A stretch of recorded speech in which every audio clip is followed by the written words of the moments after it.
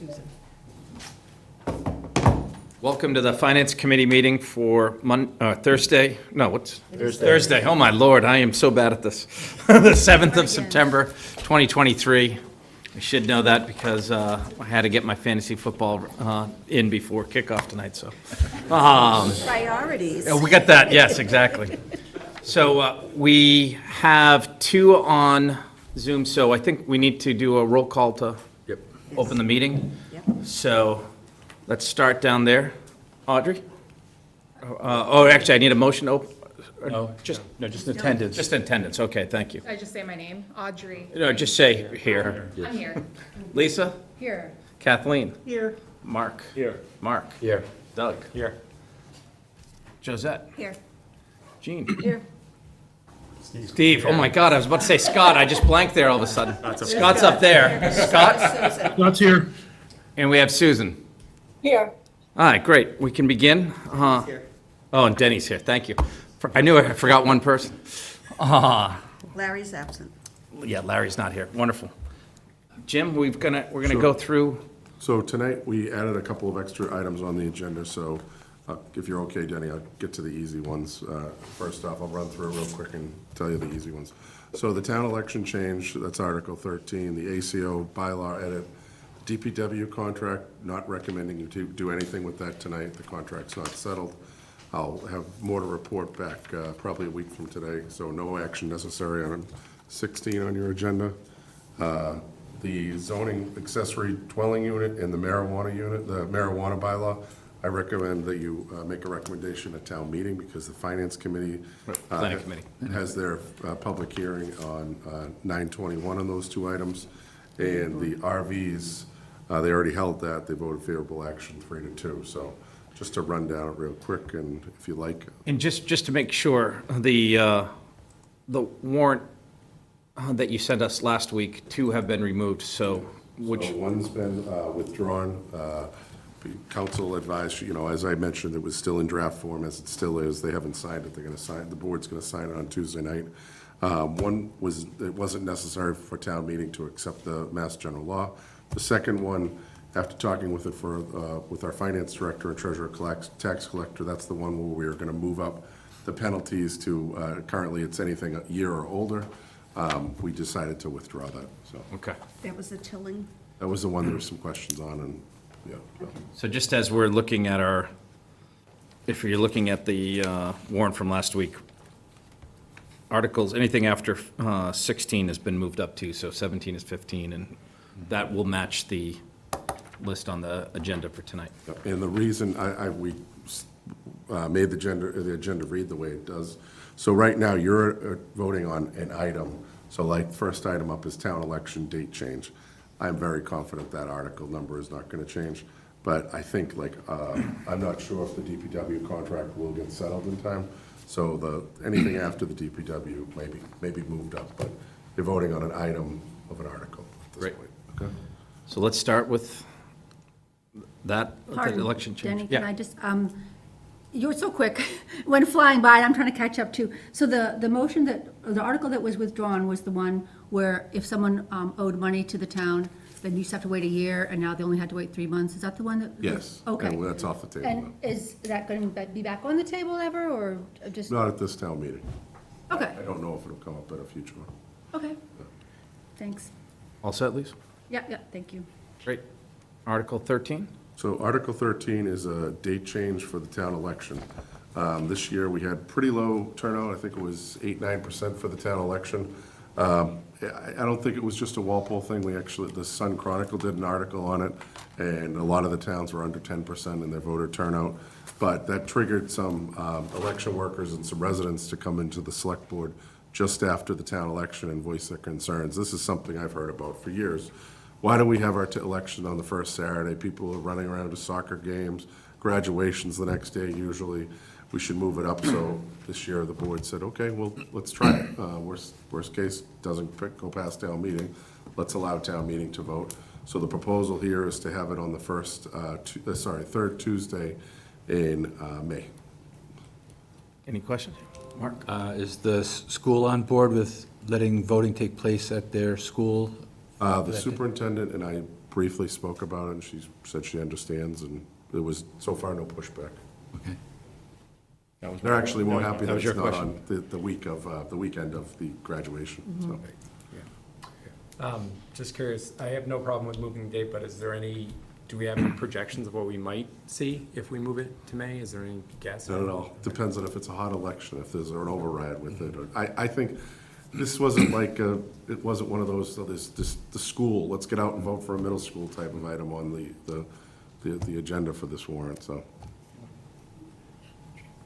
What's the rationale for the third Tuesday, so that we can be sure we've passed town meeting? Well, the concern, get past town meeting, and the following is right after the long weekend in May, Right. so that was kind of the rationale, and why push it even closer to the summer, so. Just in case someone asks. Actually, Jim, anything within the bylaws that stipulate a date where their terms become effective if town meeting were to run long? No, there isn't. Quite honestly, I don't see it running past, It shouldn't. it shouldn't. I mean, that would give us 4 separate meeting nights for town meeting. If it creates a problem, I could see. In the past, we've had Thursday as a backup for town meeting. I know, Yeah. thinking years ago, when we had like 70-something articles in the mid-2000s, but Yeah. that was kind of the game plan, and that was a lot. No, my thought was that, terms would become effective on June 1st, the later of June 1st or type of thing. So that, you don't interrupt if a town meeting is delayed for whatever reason, either due to facilities not being available or, another pandemic that pushes us out. No crystal ball. No crystal balls, but yeah. Okay. Yeah, Mark? Jim, my question is, do you have to go to the state and get their permission or their concurrence to run when you want? No, I believe this is a bylaw change, so we don't have to run it by the state. It's going to be put to town meeting, and they can decide it. Yeah. Thank you. And it's effective for this upcoming town meeting if it passes, correct? I believe so. That was my understanding. It says it shall take effect upon passage, so. Yeah, so it should be for this June. Again, council helped word it for us, so, Yeah. Liz and I worked together, and she kind of wordsmithed it afterwards. I think it's a wonderful I agree. idea. Long And overdue. I'm glad to see it in May rather than June. I know issues with the town meeting, but before everyone leaves, doing it before Memorial Day and Graduations and all. everything else. Yeah. Any other questions, comments? Do we have a motion? Motion for favorable action on the election date change? Second. Yep. Mark? Doug? All in, well, I got to do the roll call. Yeah. Audrey? Yes. Lisa? Yes. Kathleen? Yes. Mark? Yes. Mark? Yes. Doug? Yes. Josette? I abstain because I work at the polls. Okay. Yes. Jean? Yes. Scott? Yes. Susan? Yes. And I'm a yes, so 1201. thank you. Thank you. So on to Article 14. Yes, and this is simply adding the words at the end of the Chapter 5.1 of the general bylaws, or enter into a municipal agreement to conduct such duties of the ACO. 1101. There was one other minor change to this.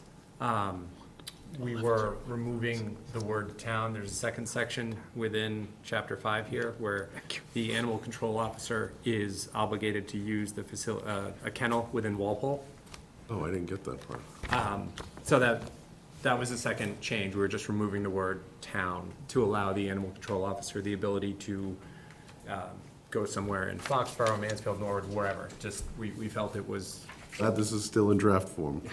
So, I can to send include you- the word town, okay. I can send you what we had Yeah, if drafted, you don't mind. but it was this addition, which we see in our packets, to add the words enter into intermunicipal agreement to conduct such duties of the animal control officer to allow us to enter into intermunicipal agreement. That's, the bylaw doesn't reflect the current use, and so that's what we were looking to do. And the other addition was simply removing the word town.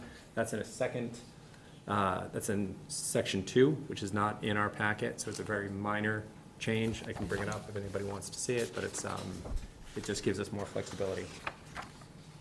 So, I don't know if anybody has questions, but I'm happy to answer them. Thanks for catching that. So I have one question. Can we can amend that tonight ourselves? Yeah, so all we're looking for is a favorable action on Article 14. So if the And committee we'll get the votes on it- language? And honestly, I must have got lost somewhere, but I agree with Doug on this one. It's, yeah. So Doug, we're going to let you make the motion later. Yeah. Get it right. Kathleen, sorry. Yeah, and it'll surprise no one when I say I had a little trouble with the language, the wording of this, in that I get where the comma is. It says, as the town from time to time to employ, comma, including animal control officers from neighboring towns, or enter. So we're saying, including AOCs from neighboring towns, or enter. I feel like it needs to say, or those stipulated in an intermunicipal agreement entered into, or something. It's introducing a verb at a point where, I don't mean to be a stickler for this, but it made me wonder, I was going back to the subject and saying, well, wait a minute, who are we talking about? Are we talking about the police department will act as the coordinating with full-time animal control, I wish it were up on the board, but, or such animal control officers as the town may from time to time employ, including animal control officers from neighboring towns, or enter into. Does that not hit anybody else as strange? I would say comma after towns. So, But I think we're still saying, there are people that the town may employ. They include animal control officers and those who are stipulated in an intermunicipal agreement. Is that what the wording is supposed to, I'm not quite sure. you don't know my problem is? So we did run this past council, and they didn't come back with any Okay. concerns about the language. But, you know, it's in the town charter that the select board can make this appointment, and so we were Yeah, trying this to. is more of a clarity Yeah, issue. so It's not, I I'm don't, not a grammatical expert, but happy to work on that. yeah, I mean, if we're gonna approve it, we approve it as it is, but to me, it's just a question of who's time entering to- into intermunicipal agreement. If nobody else has a problem, Susan? Go ahead, Susan, sorry. Yeah, so what I would recommend is that we put a comma between officer and coordinating, so that the sentence is really going to be, in the absence of the animal control officer, there are two options. The police department will act as the animal control officer as the town may from time to time, or such other animal control officers the town may from time to time employ, comma, including animal control officers from neighboring towns, comma, right. or enter into, so it's like, in the absence of the animal, the police officer will act or enter into an, I agree, it's awkward and run-on. But I think it could be saved by putting a comma after officer and after neighboring towns.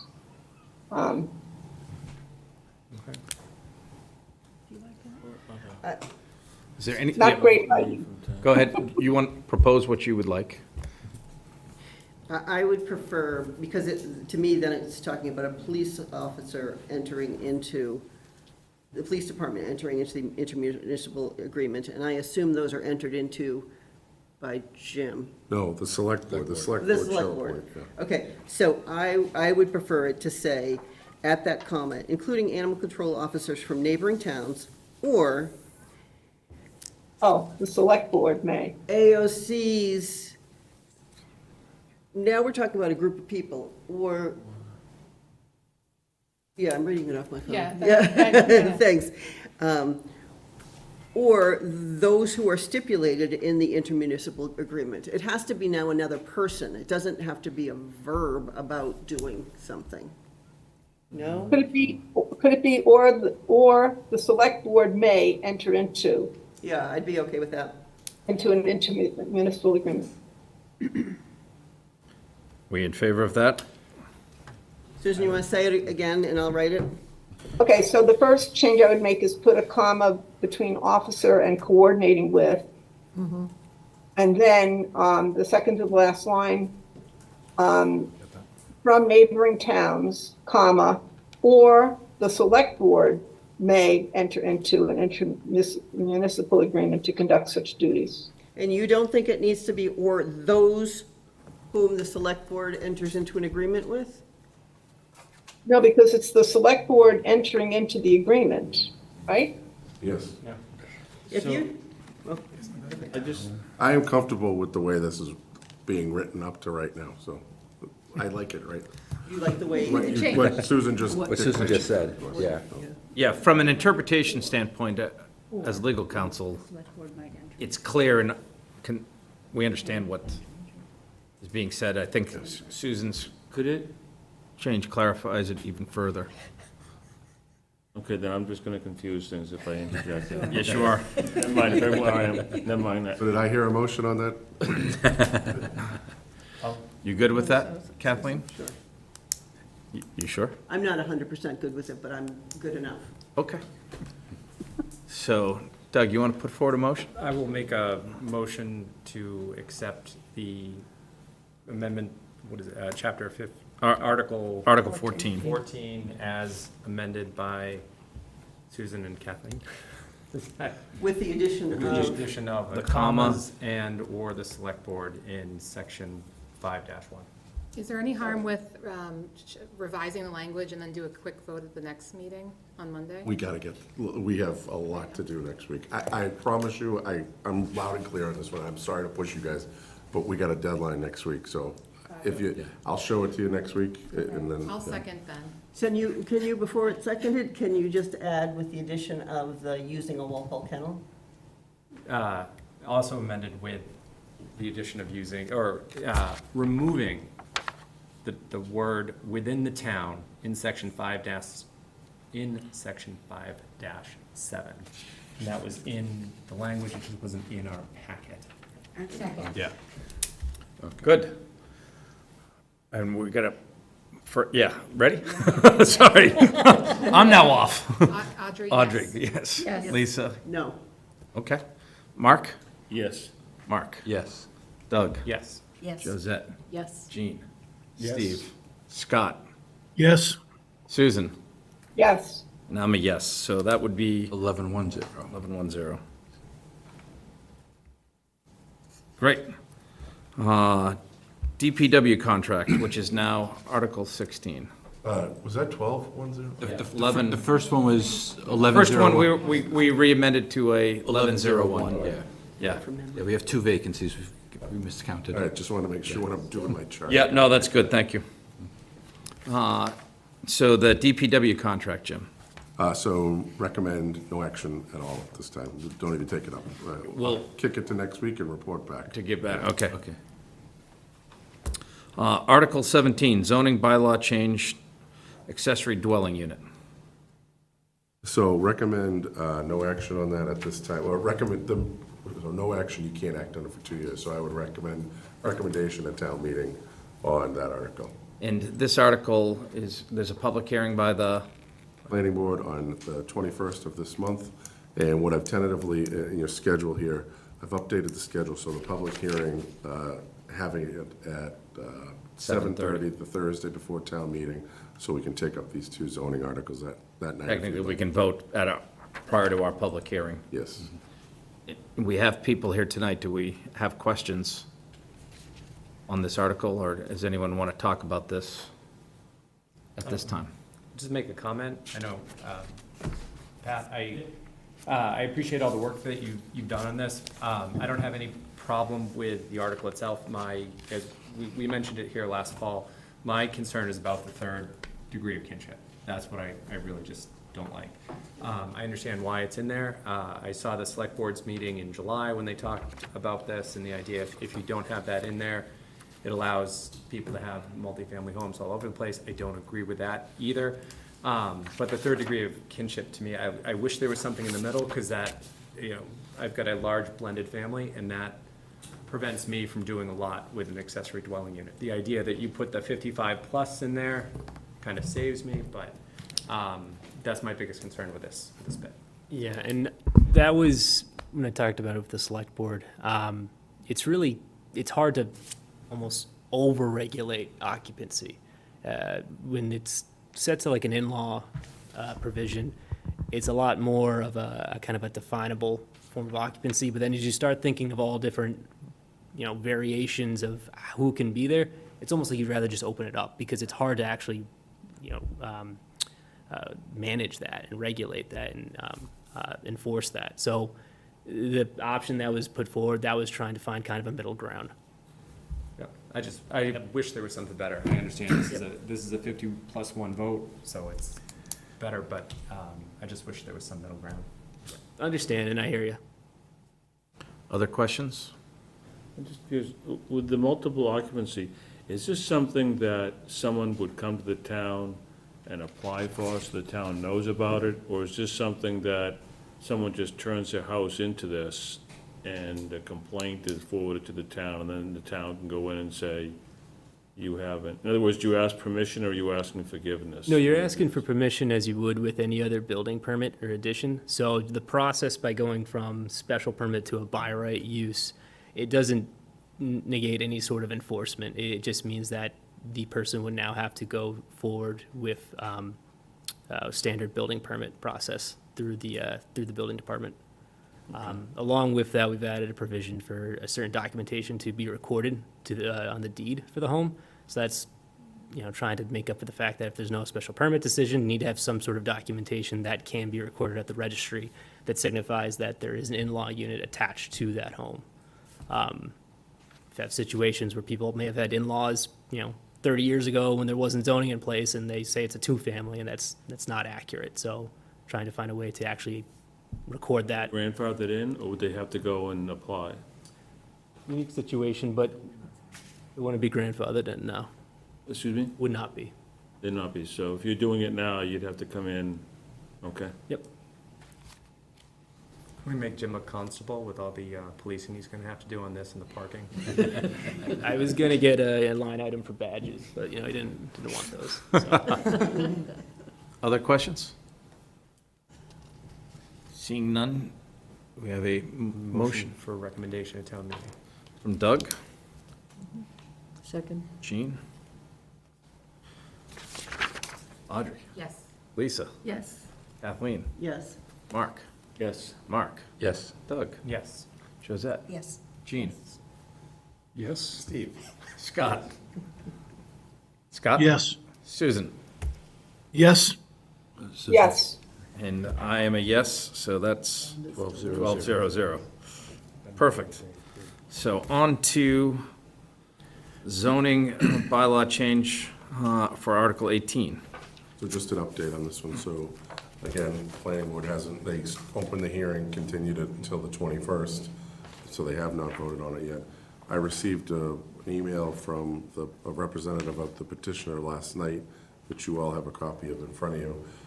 It's my understanding they're looking to make some changes to what they proposed. There's a catch on this one. Initially, last week, I was told they wanted to withdraw it. I was advised by council they can't withdraw it because it's a citizen's petition, even though the lead petitioner may want to withdraw it because he has 10 other signatures, you just can't do that. So what we've done in the past with something like this is refer back to petitioner, but with this language that the petitioner's representatives proposed, I'm not quite clear what they want to do, and again, it's not our call, we're not advocating one way or another for this one, we're just presenting it to you. There are some challenges and some risks that are at hand here, so if the petitioner goes forward and says, I want to go forward with this change, the planning board would have to consider it.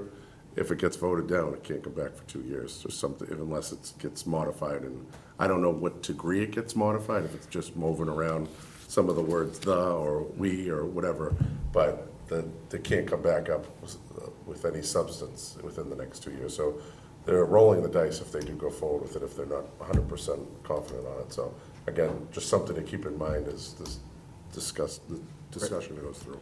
We have two people here to talk, so.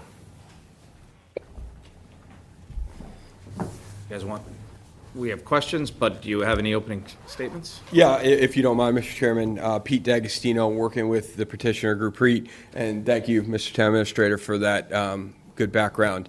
So the idea behind this is the citizen petition was filed, which places the subject matter on the warrant. As you know, there would then be a motion at town meeting under that subject matter. What you have in front of you is the potential proposed motion, which represents in large part what was already filed under petition. It's certainly within the four corners of the subject matter.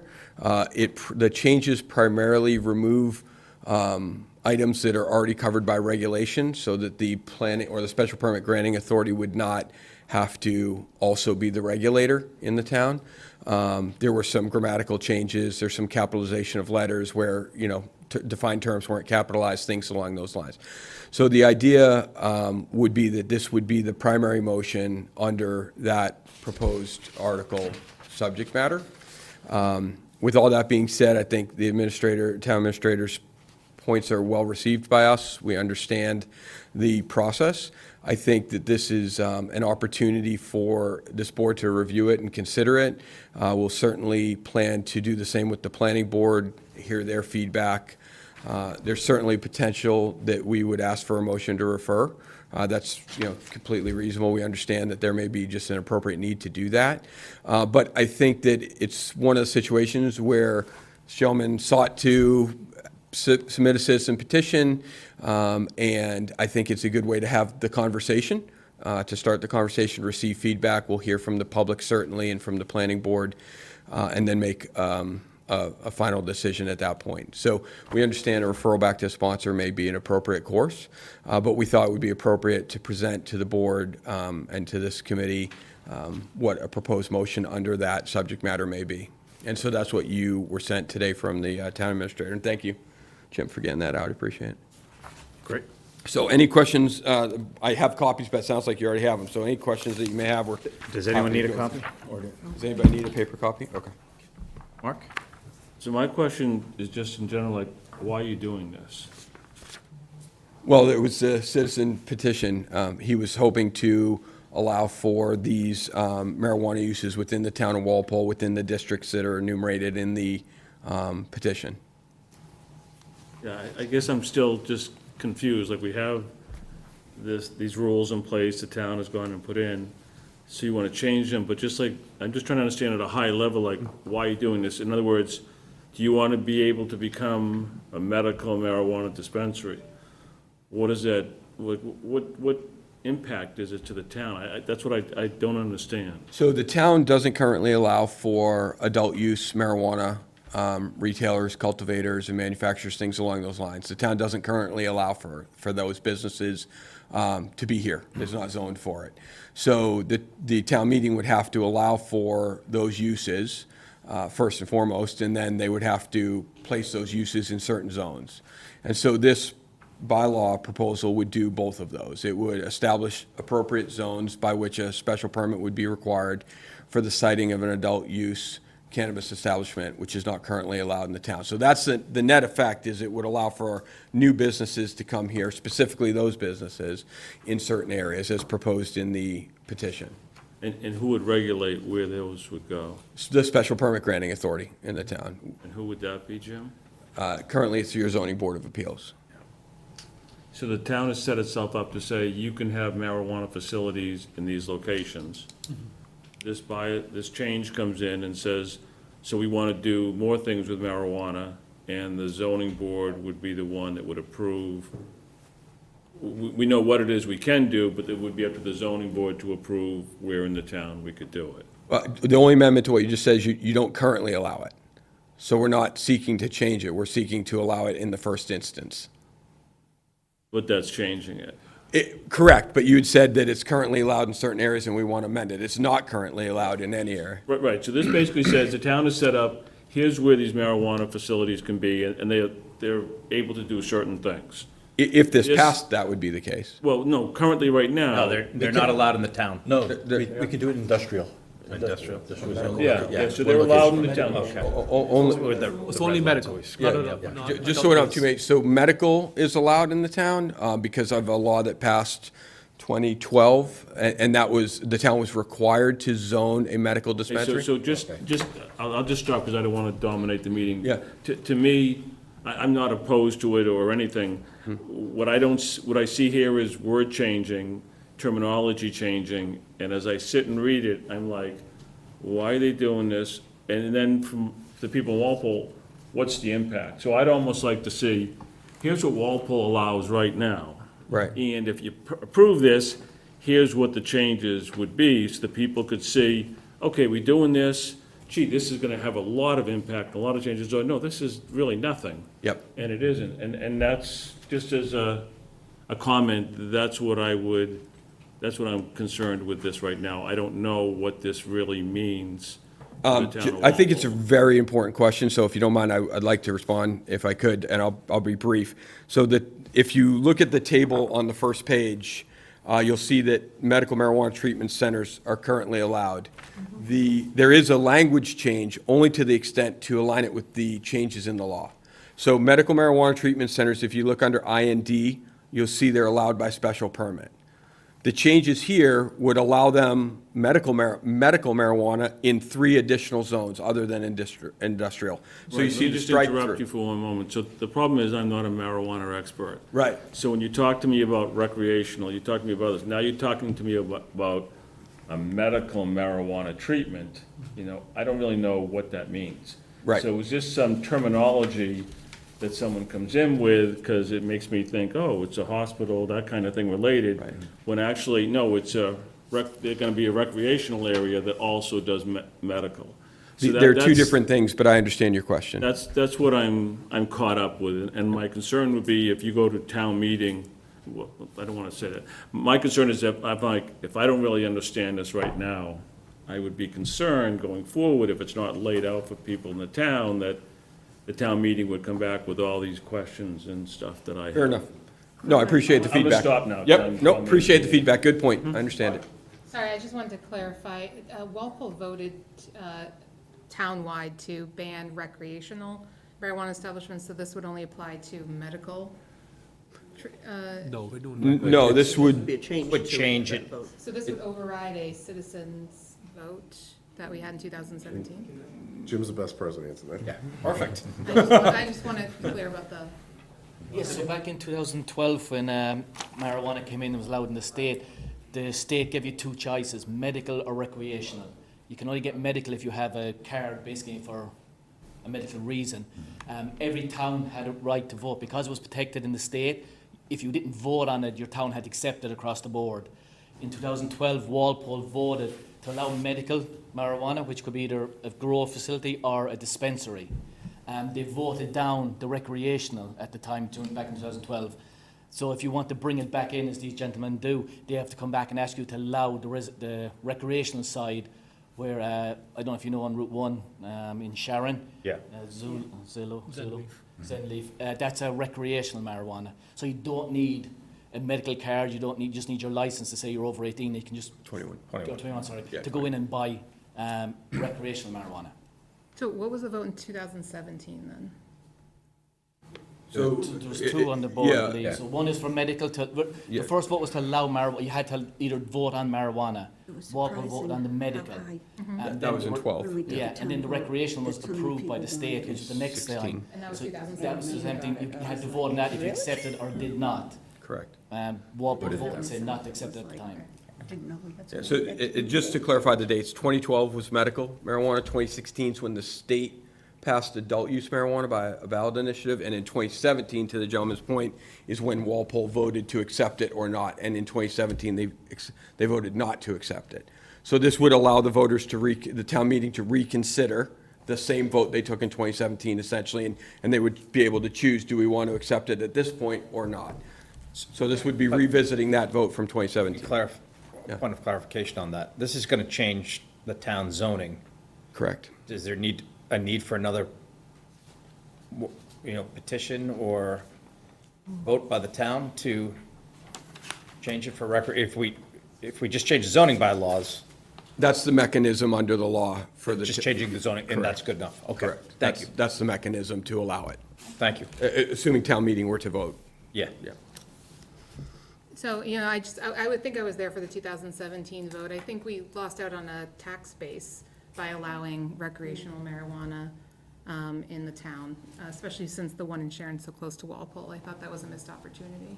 Yeah, the tax revenue is 3% of gross sales, is a local excise tax paid to Mass DOR, just like any other tax, and then Mass DOR pays it to the town dollar for dollar.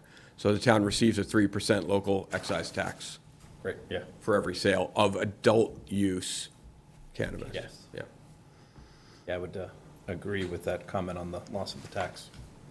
Go ahead. I don't even know if it's an appropriate question, but is it true that your client currently runs a recreational marijuana facility somewhere else? I did run it. We sold it 2 years ago. Okay, and your plans would be to open with, if this went through, the reason you're here, I would assume, is because you would hope to open one? Correct. That was about 45 to 50 minutes away. It was just getting very hectic. Uh-huh. And I live in Walpole. Okay. Been here since 2015, grew up in Norwood. Right next door, there is nothing here yet. It would be a great opportunity for the town and us as well. Lisa? So, if we now allow medical marijuana in an industrial zone, then with this article, we would allow it in 3 additional zones: business, highway business, and limited manufacturing. And we would allow recreational in all those: business, highway business, limited manufacturing, industrial. So we're opening up 7 new zones. That's a big jump, right? We had 1 zone for medical only, and now we'll go to 8 zones for medical and recreational. Is there a middle ground? Are there, would we want to start with perhaps just opening it up for recreational marijuana in the industrial zone, as we now have medical marijuana, and see how it goes? That could certainly be good feedback to consider. I would say that many towns who adopted adult use cannabis and medical cannabis did it in industrial zones initially, and many of them have come back and changed it because the businesses aren't sustainable in an industrial zone. It's not really a totally appropriate location for a retail operation. So I think a more balanced approach, if that's what you were seeking, would be the industrial zone and maybe one zone where retail would be appropriate. And the reason I say that is marijuana establishments include cultivation and manufacturing, which is very typically and appropriately zoned in an industrial zone, and retail would be more appropriately zoned in a retail type zone. So I think it's a fair comment. I think the town would want to think through, do we actually want to put a retail operation in our industrial zone? Because of those lots, the parking ratios typically don't work, because industrial will have X amount per square feet per spot, if you know what I mean. And so when you go to lease one of those buildings, typically the special permit granting authority would find that there's not adequate parking.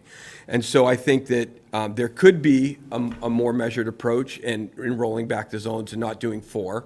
But I don't know that only doing industrial would serve the best interest by allowing retail uses in the industrial. So you could think of it in that way, certainly. Can I ask a second question? You got the floor. If I'm thinking of this in terms of where would I want, a marijuana store, and I think of it in terms of where would I want a liquor store, perhaps through you, Mr. Chair, somebody could answer the question about where we currently allow liquor stores, and would those be suitable zones where we can put marijuana stores? Good question.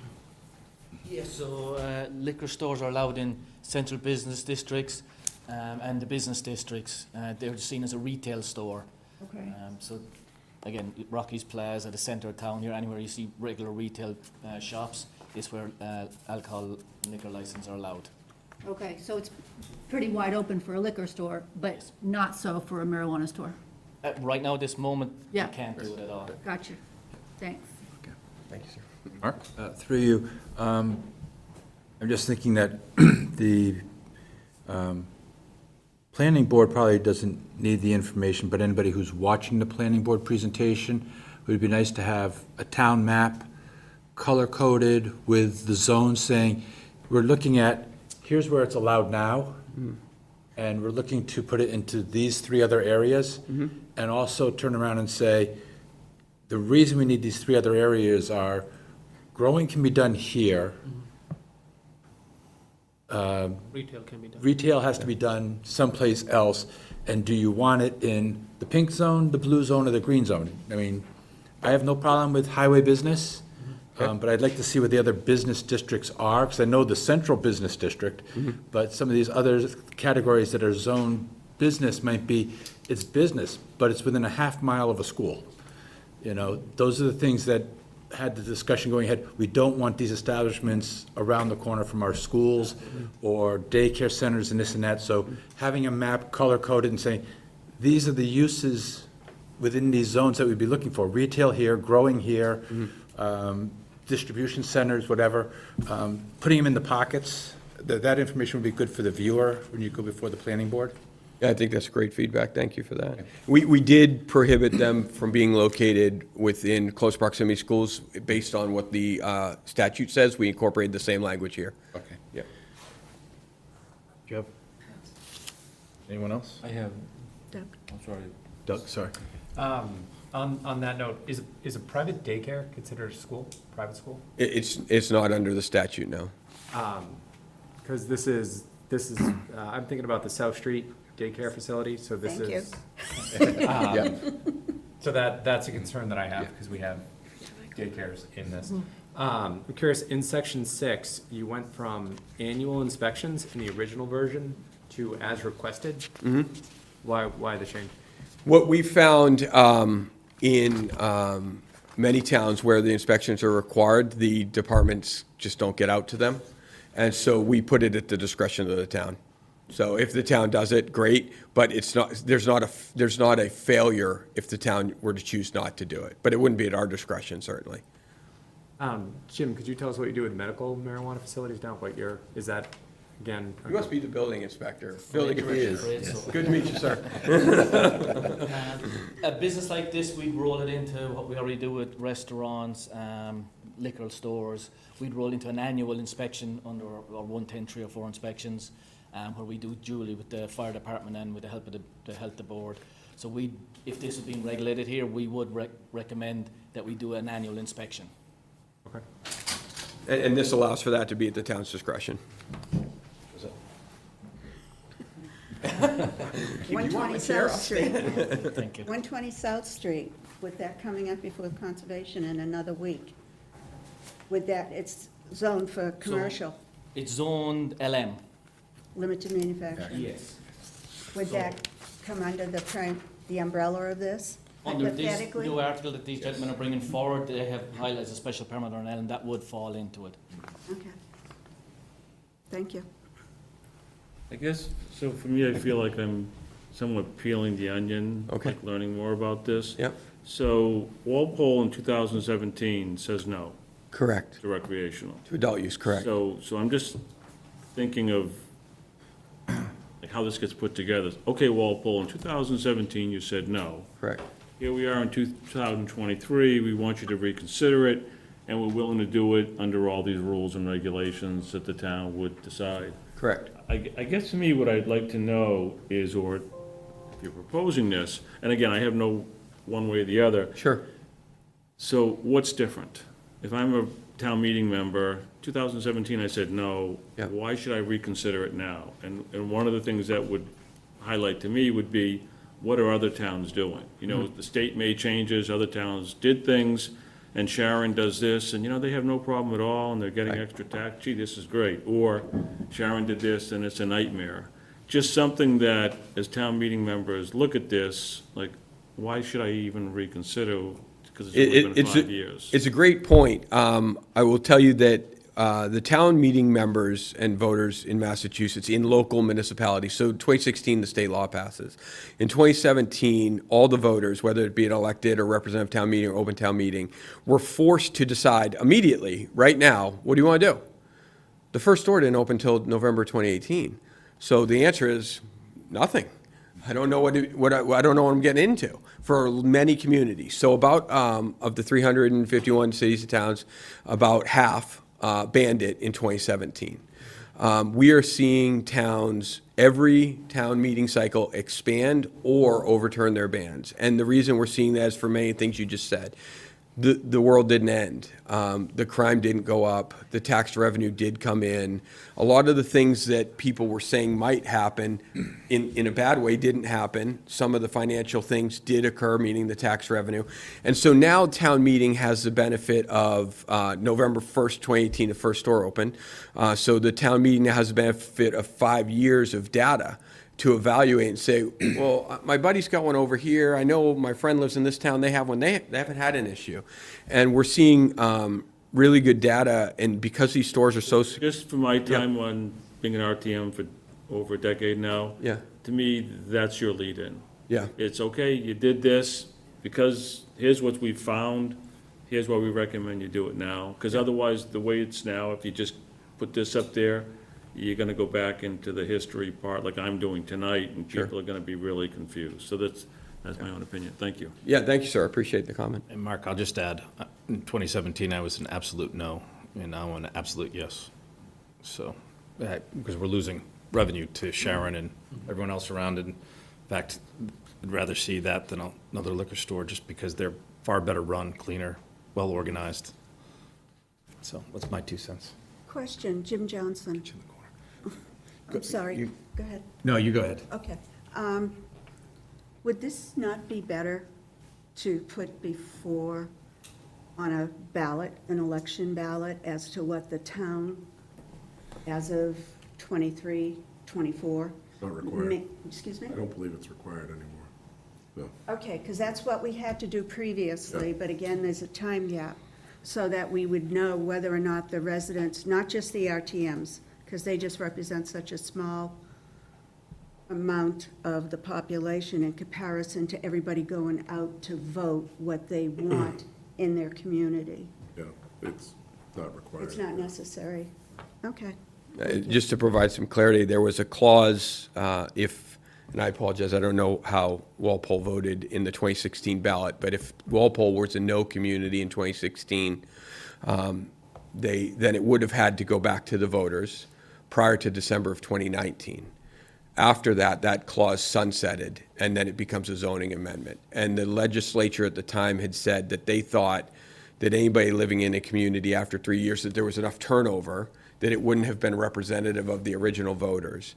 And so that was not me speaking, that's what the legislature, that's why they sunsetted that clause in the original language. And so now to implement or allow for these, it's through a zoning amendment, which is still a 2/3 vote, as you know, so still very high bar. Thank you for the Yes, ma'am. clarification. Sure. It may very well be in the updated packet, but I was wondering what the estimated sales would be annually? We didn't make financial projections. We didn't make financial projections. We know, like Sharon, the one on Route 1, do you know what they do? A rough I would idea? say about $5 to $6 million a year. And 3% goes to Sharon? Correct. And that's just one. They have multiple, not dispensaries, but cultivation as well. Okay. Oh, sorry, Kathleen. Wait, so, Put the glasses back on. so let's say it's five, you said 5 to 6 million? Correct. You said. So they're not going to continue to make 5 to 6 if we put something on the other side of the line. So now we're at 2.5 each. I wouldn't, Not exactly, because there's nothing in Dedham, there's nothing in Norwood, and I'm sure Clearly they not go- exactly, but my concern would be, and I don't know if you want to address it with the town meeting, but I have 2 concerns. One is the smell. I can't stand it on 109 when I drive by, and it smells like pot all around. And the second thing is the saturation of the marketplace. I mean, you can't drive down Route 1 without every billboard along the way being an advertisement. So I'd be very cautious of any financial predictions at this point, knowing that we could be in a market that's already saturated. yeah, having seen what's happened with liquor stores in the last, since 1933, I think it seems to be there's no problem in saturating the alcohol and market, so, which is not a comment of how bad that is. It's a negative comment, so, I mean, on that end of it from the tax side, I don't think you're going to lose half the business in reality. Sorry. I work for a general contractor, and for We are high all the time. 2019 to 2021, we were asked to bid and continue to bid and continue to bid, and we won several projects and we built several projects. The request for us to bid work, and we did good work, has dropped to one request a year. So there is a saturation of certain types of establishments. The grow establishments are pretty much all set. It comes down to distribution now and retail, and that's not something my company's involved in, but since I've been attached to the industry, I'm going to abstain from our vote, but I wanted to get that information out. And actually, going back to our building inspector, is there anything in our zoning right now that would prohibit a marijuana retail store being part of a mixed-use building? Right now, no. It is allowed, it's a special permit, it's only in the industrial. Okay. I thought it said- But now, is there overlap in the business districts that could, in theory, have mixed use in a business district with a retail outlet below and apartments above?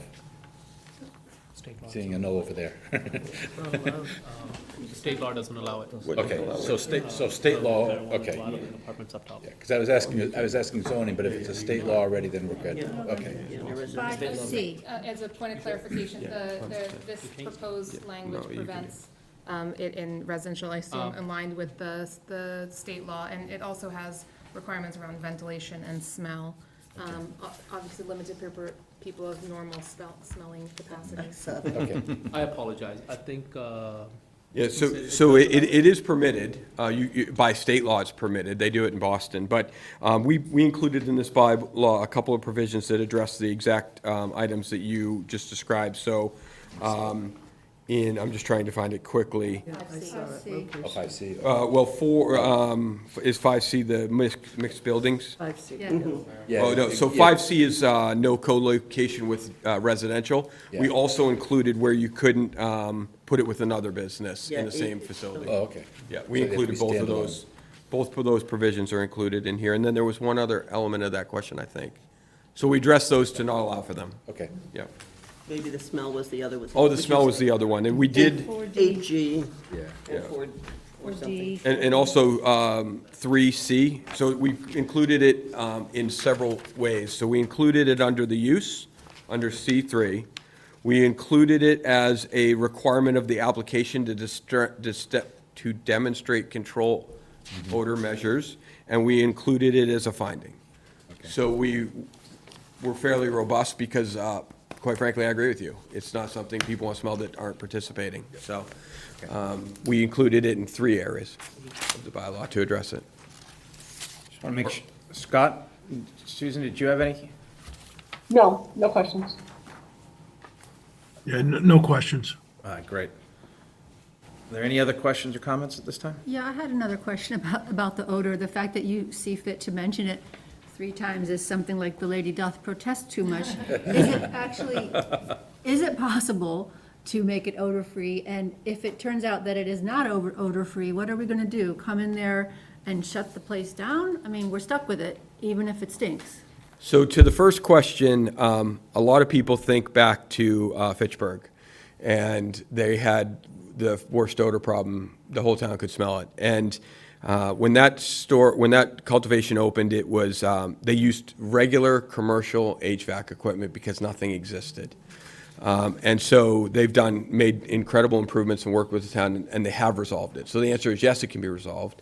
But more importantly, the way they're built now, and I'm happy to go through it, but I doubt the whole board wants to sit here, but the way they're built now, they're essentially rooms within rooms with negative air pressure within the grow rooms that's pulling fresh air in, and then it filters that, and those filters are typically done through UVs and carbon scrubbers and other ozone can actually be used as well.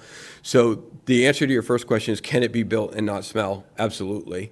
And can it be fixed if it weren't built correctly the first time? Absolutely.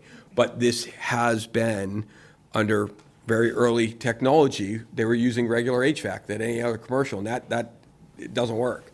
And so it was a problem. And so I think it's appropriate to address it adequately in the bylaw to protect from that nuisance, because it is one that can impact the residents. So it's not that it can't be done, this provides the mechanism for them to, for an applicant to prove that they can do it. So that's why we did it that way. Thank you. Yes, ma'am. It's critical. 'Cause we are getting, I'd like to keep moving, but. Yeah, I know, I'm sorry. So again, I'm a little confused. This, what we're reading here in front, is this your presentation, or is this what the current bylaw is, and you just made edits, like where I see the crossouts? Well, This whole package here. Yeah. Who wrote this? we did. We wrote it. The crossouts are related to your your current medical marijuana bylaw. Okay, so. So this would amend, Yeah, so again, Bylaw. this is confusing. edited. Everything else is new text, because it wasn't allowed Right, so this is before. confusing to me, because now it's like, I thought you were editing what the town already had in We are. place. We are. So, okay, but Doing both. have we, Jim, have we, I know you guys just passing through. Closing it. Okay, so my question would be, what are the bylaws, the towns that have done this? What is Sharon's bylaw? Like, for instance, I'm sitting here going, you're a businessman, and you should have the right to do it, again, I have no issues. But you've edited it. I want to see an independent party or see what other towns have done to make sure, are we making any, Compare mistake? apples and Yeah, apples to basically, make sure yeah, that. and that's my yeah. last comment to it, thanks. No, Mark, if I could speak up, I from doing this as many years as I have been doing it, I know what you guys, I can't speak for them. If it was my petition, I would say, here's the current bylaw. Here's what I'm proposing to change. Here's why I'm proposing to change. Here's the impact of the town of Walpole as we see it. I can't lead them to say, this is how you do it. We're not advocating for this one, so if I was asked, that's the has advice. town council reviewed it? No, she can't make any change. She's just looked at the language. She'll probably weigh in if she's asked to a town meeting, but. Okay. Yeah, so this will really be my last comment. To me, it's Walpole, 2017, you said no, a bunch of towns did. Since then, a bunch of towns have approved it, and it's worked pretty well, or it hasn't worked. And by the way, here are the rules that these towns use to make, to have it work for them. As I'm sitting here, because I don't know the industry, I'm like, okay. And then from an industry standpoint, to me, it's a business person's decision whether they want to try to make the investment or not. Right. That type of, but I think that kind of reassurance that says, here's why, and here's an independent, or here's what other towns are doing, helps me to say, oh, if Walpole, Medford, Norwood are all doing it this way, I'm feeling comfortable that we should do it that way. I think it's a great comment. That's a challenging thing to do at town meeting, and the only mechanism we have to apply as a citizen is through this venue. This is your current bylaw as amended, so if it's not struck through, it's new. This is the town's bylaw, and it's amended, so it's either struck through or additional. But to your point as to bouncing it off other towns, we've done this, my firm has done this in many towns, Attleboro, Kingston, Natick, and we used the same language that you would probably see in those same towns. But to present it to or at town meeting, they get very confused. Town meeting would have a hard time saying, wait, you just told me that's what Natick did, but is that what I'm voting on?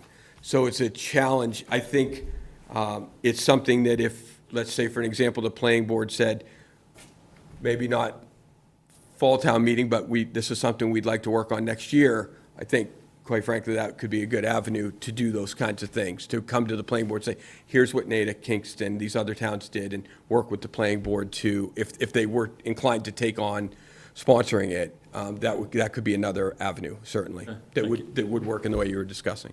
Thank you. Excellent. All right. You got some good feedback for your planning Great. board Very meeting good. and then town meeting, so. Yeah. Can I have a, Motion for recommendation at town meeting? thank you. Great, let me, Kathleen? yep. Thank you. Audrey, Yes. Lisa, Yes. Kathleen, Mark, Yes. Mark, Yes. Doug. Yes. Josette, Yes. Jean, Yes. Steve, Yes. Scott, Yes. Susan, Yes. and I'm a yes, so that is 12-0-0. Thank you all very much for so much time that you gave us tonight. Thank you again. Thank you, guys. Appreciate it. So we have the zoning bylaw, use regulation, storage of trailers, RVs, which is now Article 19. If the petitioner is here. Oh, yes. There you go. Great. So, but just before, as he makes his way up, he did forward some additional information a day or two ago. I made sure to include that in your packet. It's towards the back there. It's comparing what some other towns have done. And planning board voted 3-2. I know two members of the planning board are here now. So if you'd like to hear from them too. Sure. Looks like we have a question from Susan. Yeah, I apologize. I have to leave. I'm sorry. I know I didn't want to just close out, but I'll see you next time. Thanks, Susan. All right. Good night. Good night. Any, like opening comment? My only opening comment is that, and I did forward all the information to Mr. Johnson, hopefully had a chance to read it. Basically, I've been a homeowner in Walpole for 40 years, and roughly 30 of those I've had a camper or RV on my property. Never had any idea that there was anything against it until May, when Mr. Crowley showed up at my house and said I had 1 month to remove it.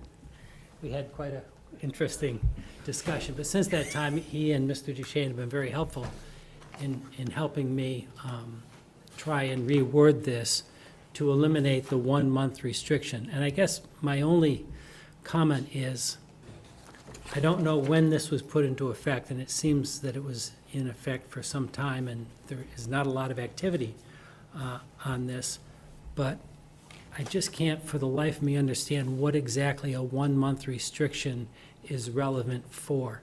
If you own an RV and you take it on a trip, you know, prior to the trip, you'd have to put it on your property and, you know, restore the batteries and change the water and things of that nature.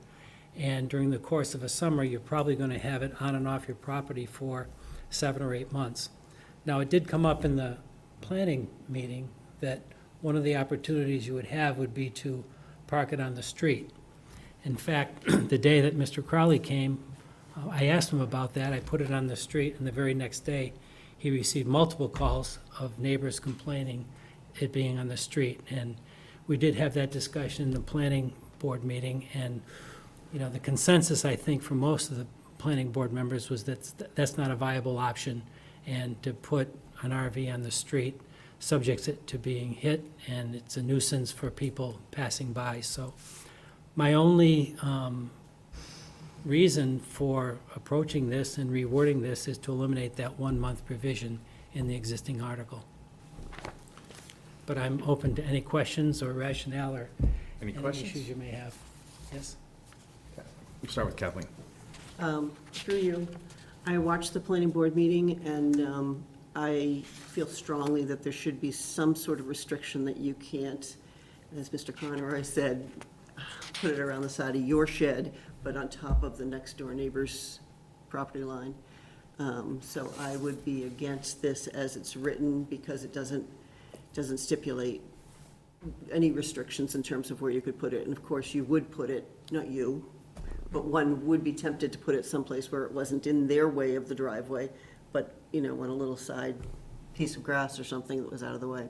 Yeah, so when I did look at the 23 towns, very few of them had that stipulation of the location. I think there were only 2 that did have it. Needham was 5 feet within a lot, and that wasn't a consideration at all that I had when I introduced the article, because it was only the 1 month restriction that I was concerned with. Yeah, and I know that came up in the meeting, and I know Needham's was held up as an example. I did like Needham's language. Yeah. Okay. I do have an opportunity, and subsequent to that meeting, I did look at rewording it. So I do have different wording that would add those restrictions. I have handouts if you'd like me to give them to you, and you could review those. if that's. That'd be great. If that's a possibility. I apologize, I don't know exactly what all the protocols are in terms of substitute motions and when they can be made and not made, but I did try and get that put together, so.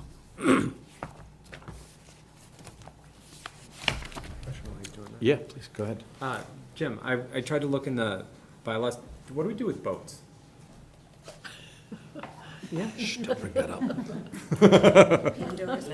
Boats on trailers. I don't have a yeah. boat, so I can ask. So boats is another thing that is, so most boats in the town, if they're, technically if they're on the ground or on a stand, they're not allowed. But if it's on a trailer, you are allowed a trailer over 15 feet or greater in residential area. So if they're on the trailer, they're technically allowed to be where they are.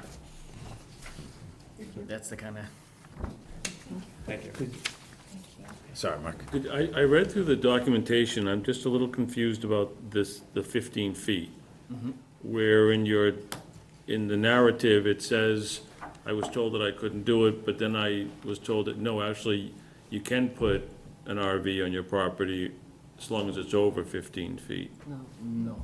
So the 15 feet in the existing bylaw right now is based on, so it basically says, the garaging or maintaining of a trailer or semi-trailer more than 15 foot in length.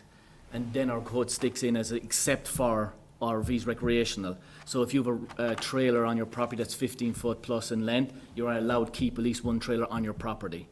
But except for RVs, motorhome, so either a drivable motorhome or the kind of caravan that you hook up to a vehicle to drive. So you they're can not keep the allowed. trailer on, and if a boat happens to be on top of it, that's fine. That's fine, yeah.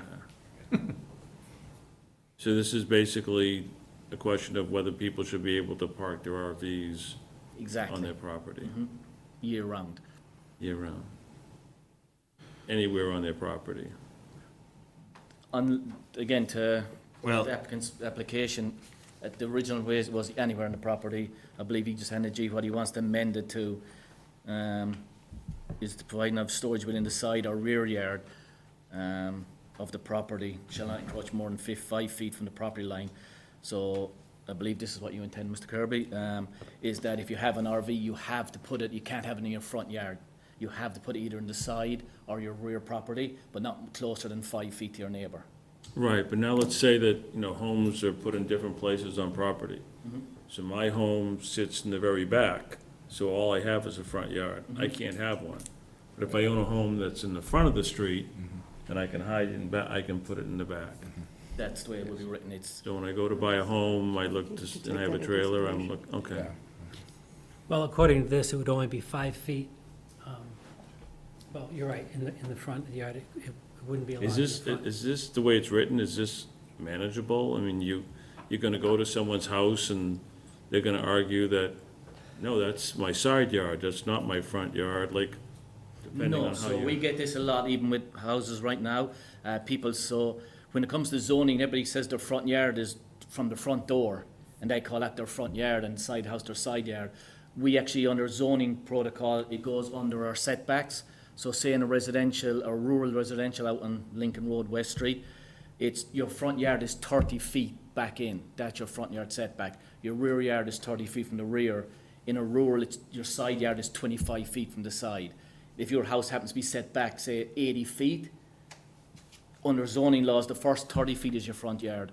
After 30 feet, technically it's still your front yard, but zoning wise, it's where, because you can build your property up to your Okay. front yard setback. All right, great, thanks. Just one last question, I'm sorry. How big a deal is this in Walpole? I mean, there are a lot of these, is there a couple, is it an issue? There is a few around. In my 4.5 years of being here, we've got complaints of 5 of them, and it's usually how I actually met Mr. Kirby. It's just the neighbour doesn't like it or where it's placed, and they file a complaint, which we have to follow up. So honestly, I could drive around Walpole in 5 minutes and probably find 20 of them. But usually any ones I had been called out on is because the neighbour doesn't like the placement of it, and it's been they've filed an official complaint, so we have to follow up with it. Okay, thank you. Jack, did you? I was just gonna comment about that. If you want me to comment on the rest of it, I'll do that. Sure. Your floor. Yeah.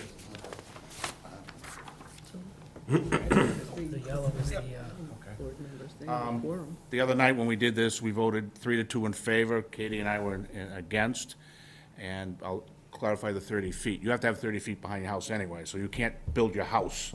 So you're always gonna have room in the back of your house. So that shouldn't happen unless it's an old house existing for years, but typically you have to have the 30. My biggest objection was the fact that, as I said, and she saw me on TV, is you're gonna put it to your garage, and you got your deck over here, and all your neighbor's gonna see is a huge RV. I wouldn't like it, I don't know if anybody else would. The problem with that is, the guy who has the RV can pick anywhere on his property and goes, I don't know if I could do that on TV, to his neighbors, right? And if you're my neighbor and I hate you, you know where my RV is going. Sure. And so you have to have some control. If they want to park it, if someone parked next to me, I wouldn't necessarily care. But the fact is, you gotta have some type of control if they want to back it around. And the other thing is, a lot of people would want to park it on the sides because it's easy to drive out. The backyard, I don't want to look at it, I got my deck here and that. So there is places to move. That was pretty much our only objection. This would just wipe out and be park your RV everywhere you want. And as Mr. Crowley pointed out, is you can park on the street. During the winter, you gotta move it. So there is that, and that's still there. So even if this goes through, they can still park on the street. I understand that nobody wants to because you don't wanna have a $150,000 motorhome on the street where Amazon's buzzing up your street every day, because it won't be a $150,000 home. So that was probably Katie and I's biggest objection. I understand what they want to do, and yeah, you got to be able to do something with that. Mr. Crowley, Jim pointed out something, is he'd done great homework on everything, but one of the things is, I said, what about Dover and Sherburne? Don't have restrictions. 'Cause nobody in Dover Sherburne has an RV. They have a house in Nantucket or whatever. They don't need an RV. But what Jim had said was, if it doesn't say anything, it's not allowed. So it's silent, you're not allowed to park there, which I thought was pretty interesting when you think about it. If you have parking rules and it doesn't say where you can park it, so a lot of towns were silent on that, other towns addressed it, but our biggest concern is, hey, you want to park your RV, but you got to be nice to your neighbor, would be my guess. And the complaint that he's already received pretty much tells you, and I assume was on the side yard. Yeah, so, I mean, right off the bat is, that's why we want to. Actually, it was, by definition, it was right up front at the time. But it was somewhere that they just, and you're gonna pick the easiest spot, I understand that, I don't have an issue with that. But you just want some control of where it might go so that if Jim gets a complaint, he's in compliance with that. You wanna have some parameters, and we all have houses, so you gotta think about it. But based upon, that's how it ended up at 3-2. It wasn't like, this is a stupid idea, or we never should do it. Now, it needs a little bit more refinement. Does this additional language change that for you? Well, we can only go what we had the original anyway. No, I'm asking you now as, does this, Basically what Needham had. would this change, help change your mind? I don't know if 5 feet does it, you never know, it depends. If you have, well, think about it, most of your, a lot of them are 15 feet, side yards, vast majority. You pretty much, you put in your trailer is gonna be about 9, say. So you're down to 15 minus 9, you already take 5 away, so you can't even get in and out of your doors on one side. So that you're really tight. And that's the problem with the 5 feet. How, to me, is you can always say back it and put it in the backyard or something to that effect. But by 5 feet, yeah, I understand what you wanna do, but now is, would they even have, most of these houses in your general residence have enough room if you only got 15 feet? You're kinda cutting it close for that. Whether 5 feet's a magic word or not, I don't know. I would defer to Jim Crowley on some of this stuff where he's seen them. And it also depends on the trailer. I mean, some of these little Winnebagos, you hitch it up, you don't care. The other ones that you look and they're at these, you go, oh, that's bigger than my house. To me, that's what I look at. You go down the Cape and they're driving these 50-foot monsters and they're nice. That's what I think of, not a smaller trailer. So it does it do, it would help. You might want to have some more, parameters in there, like how far back from the street. Because if you only put it 5 yards, it doesn't say you can't park this in your front yard on this. It does. Does it? It says only the Rear. side. Oh, I'm sorry, side yard, Side or okay. rear. All right, but it doesn't allow you to park it in your backyard. Yes, it does. Yeah, side or rear. Side or rear. Side, I'm sorry. I'm reading the wrong one. Just threw it at you, so. Okay. Yeah, I mean, to me, it's something. To me, if you're that objectionable to it, you probably, if you're a neighbor, you probably want it in the backyard, but guess what? You're never gonna please everybody. Yeah. And, Great, thank you. Mark? Actually, before we let you go, procedurally, I'm assuming some of these people would not want their mobile home or trailer sinking into their yard.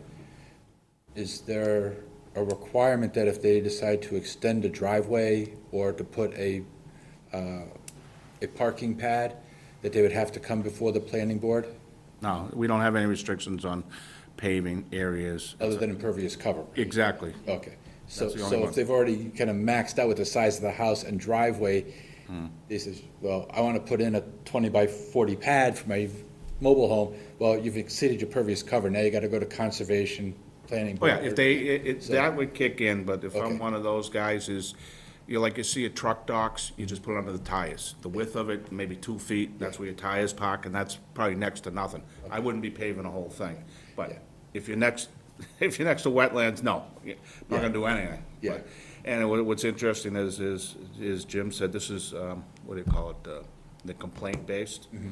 You know, there might be people that have them next to them all year long. They don't Okay. mind them. Yeah. And there are other people. I think it comes down to is, like I said, if I don't like you, my trailer is going, so we never see each other the rest of our lives. But you may not, you may like that too, but you allow the person parking the trailer to be very vindictive the original way. This way it does help. It does give some parameters. You know, it's not bad. I mean, is it perfect? You're not gonna make this perfect, but it's a step forward. That's all. Through you, I mean, I'm sure we could speculate all day into hypothetical things that one could do with their driveways and mobile homes, but my question is, if we're looking at the Needham example, it seems like that allowed, not by right, but through special permit, and I'm just wondering if that was a consideration from the petitioner to allow this by special permit, so at least there's some mechanism by which the zoning board can hear neighbors in the process.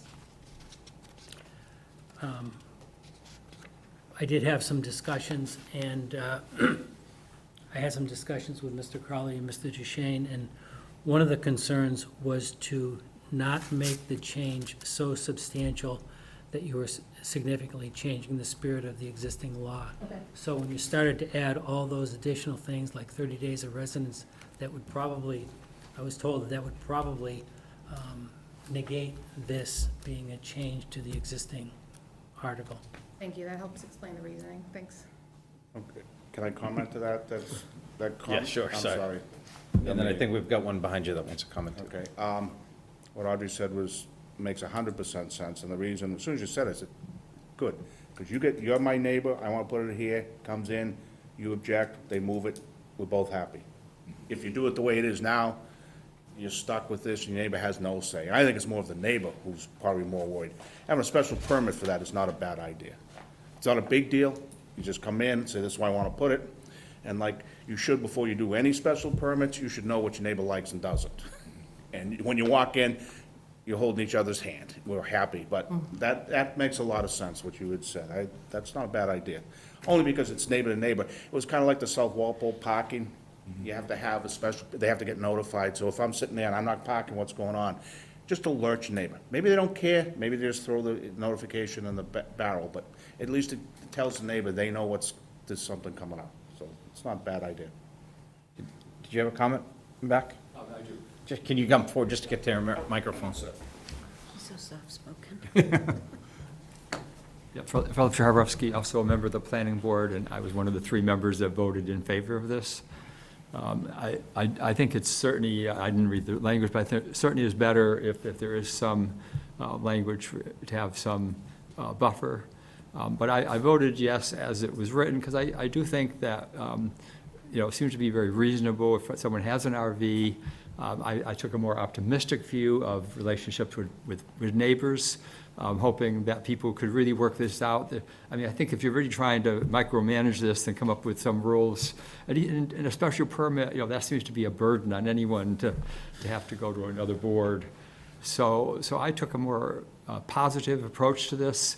I would be hopeful that neighbors could work this out most times, not to say that things might not happen.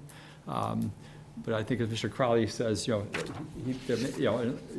may be a lot of people with trailers and no one has ever complained, so they're just kind of under the radar. Ugly So I think it's, trailers are I think having some changes with the buffer, I think is good. I continue to support it with that, and I think, it would be it's unreasonable to think that people are gonna park this on streets.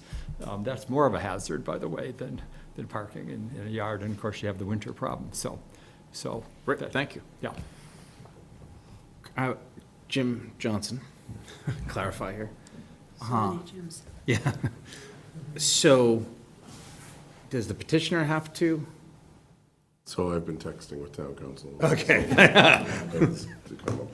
If, they've already had their public hearing on this, they've taken a vote and everything, so they've checked that box. They can make their report to town meeting.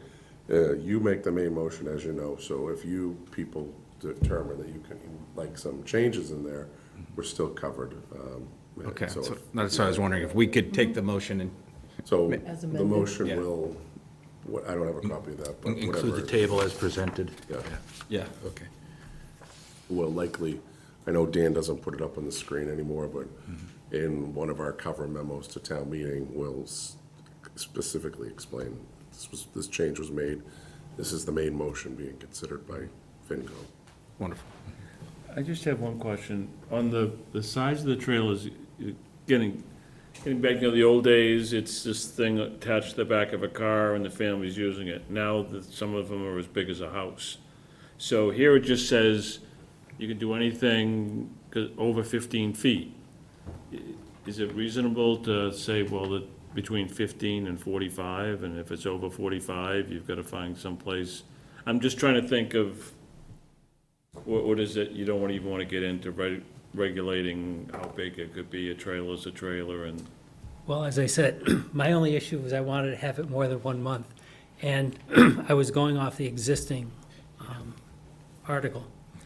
And I think that this says that anything over 15 feet is okay.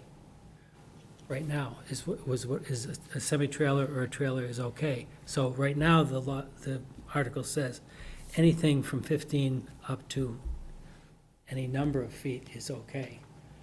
It certainly could be changed, but again, it gets back into the whole syndrome of, bring me a rock. You bring the rock and it's too big. You bring the rock and it wasn't red. So you can go back and forth on this forever, but it is a possibility.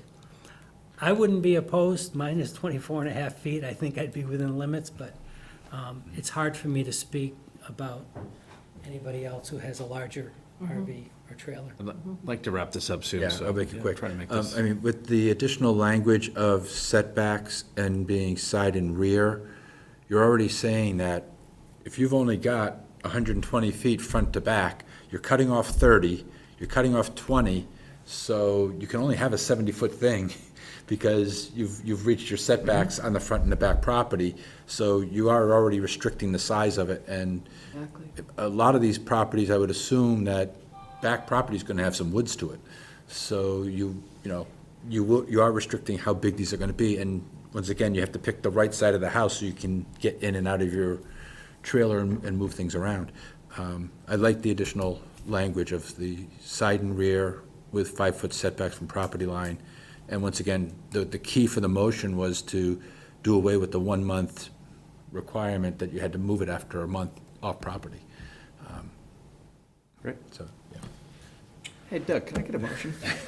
I'll make a motion for favorable action, or do I have to make it for accept the amended language, favorable action? on the Favorable action, article with including the. Updated amended- table. Updated table, yeah. Yeah. Does that work, Jim? Yes. Second. Second.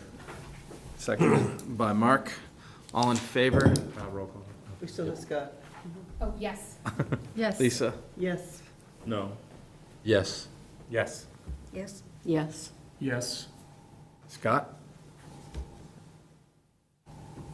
Scott? He's frozen?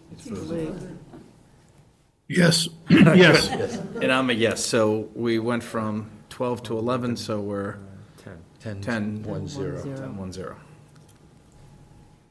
Perfect. Thank you very much. Thank you. Thank you. And Jim Johnson? Yes. You're off the hook now. Probably getting beat up over there. That covers the agenda for tonight. It does. Anything else that we? Oh, we got the capital budget coming in next week, so Ed Fosberg's gonna be ready and to report their findings and recommendations, so. Okay. Does anyone have anything else to discuss this evening? I just have one comment, Really? getting back to the trailers. Getting back to So- what? Getting back to trailers. Okay. But right now, if I have a trailer, I haven't been able to park it on my lawn. So what we've just told people is, now you can come park it in the lawn. So how many people right now are running down, getting their trailers, and now they're gonna park it on their lawns year-round because they were prohibited? So the way he phrased it was, well, we're just gonna remove the 1-month restriction. But the 1-month restriction really meant that you couldn't park your trailer on the lawn for a year. So if this passes, it's up to the town, they can do what they want, now you can. So I'm just wondering if there's 20 trailers now you can, everyone has got a trailer saying, I've been keeping it, paying $500 to park it for the year, well, now I can put it on my lawn. Well, I guess if that should happen, that maybe the town would reconsider in a year or 5 and say, we hate that every single house here has a trailer on the lawn. And then we'll put the special permit clause in, which means now you have to come down, notify your neighbors and have a hearing and, yeah. That was the reason I voted no Yeah. at the last minute, because I just thought of it right after Doug Yep. made the motion, Okay. so I didn't wanna. Perfect. But also that's up to the town about what kind of, to vote on this at town meeting to determine that. Yeah. It is, Also, it is. whether you want to ruin your lawn with the Yeah. tire marks, Yep. give up that space. Yep. But think of all the people that, I've been here for over 50 years, that have had their trailers and stuff. And then all of a sudden, Jim shows up at their door telling them that what they're doing is illegal. Yeah, you gotta move it to the backyard or side Yeah, yard. You I can't be- mean, yeah. you've got both extremes of that for the older. So people who've had it like illegally in the front, Well, it and wasn't. now we're told, you can nobody have knew- it. but you have Nobody to put knew it was illegal, Yeah. because at one point it never was. Yeah. Yeah. Excellent. Let's have this discussion after we have a motion to adjourn. Motion to adjourn. We have a second? Perfect. Hey, Josette? Yes. Yes. Yes. Yes. Yes. Yes. Yes. Yes. Yes. Scott? Yes. Yes, we are adjourned. Adjourned, yes. Thank you, everyone.